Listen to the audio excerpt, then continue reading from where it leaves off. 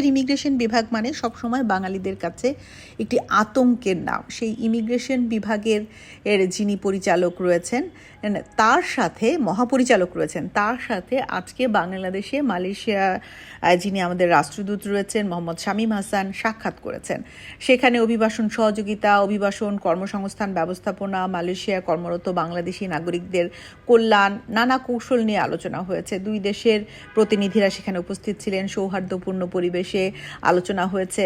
কিন্তু বাংলাদেশিরা যেই বিভাগকে সবচেয়ে বেশি ভয় পায় তার মূল কারণ হচ্ছে যে তাদেরকে ভিসা থাকার সত্ত্বেও গ্রেফতার করা হয়। সেটির নানা কারণ রয়েছে। আপনি এক কোম্পানির ভিসা অন্য কোম্পানিতে কাজ করছেন, ভিসা থাকলেও কোনো লাভ নেই। আপনি এক জেলায় ভিসা অন্য জেলায় যেয়ে কাজ করছেন, ভিসা থাকলেও লাভ নেই। এই যে বিষয়গুলো, এইগুলো কিন্তু সমাধানে আসা প্রয়োজন। ও এখানে কমেন্ট বক্সে বেশ অনেকে অনেক কিছু লিখেছেন যে ভিসা থাকার পরও কেটজা চালা বলে ভিসা বাতিল করে লোকদের জেলে রাখা হয়, তারপর দেশে পাঠিয়ে দেওয়া হয়। ভিসা থাকার পরও জেলে যেতে হলে লোকগুলো ভিসা প্রসেস করবে কেন?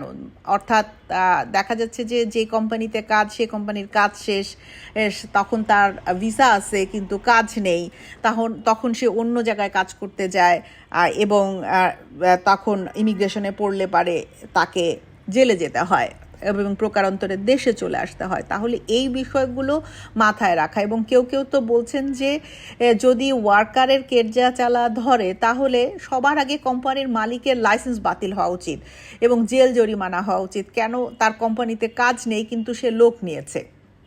অর্থাৎ শুধুমাত্র সাজা কেন কর্মীর হবে, কোম্পানি কেন এখান থেকে বাদ পড়বে না? এই বিষয়গুলো আলোচনা করতে হবে। দুই দেশের নতুন করে কর্মী নেওয়ার একটা বিষয় রয়েছে, সেটি তারা নিতে রাজি হবে যখন তাদের শর্ত কিছু মানা হবে। এটিও মাথায় রাখতে হবে। অবৈধ যারা রয়েছে তাদেরকে বৈধ করা যায় কিভাবে তাদেরকে সেই সুযোগ দেওয়া যায়, সেটিও আলোচনায় আসতে হবে। এই আলোচনাগুলো সেখানে হয়তো হয়েছে, আমরা জানি না।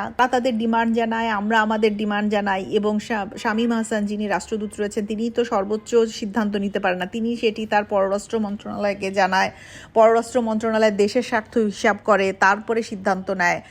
অর্থাৎ একটি মিটিং সব কিছু নয়, কিন্তু মিটিংটিকে অবশ্যই আমাদের গুরুত্ব দিতে হবে।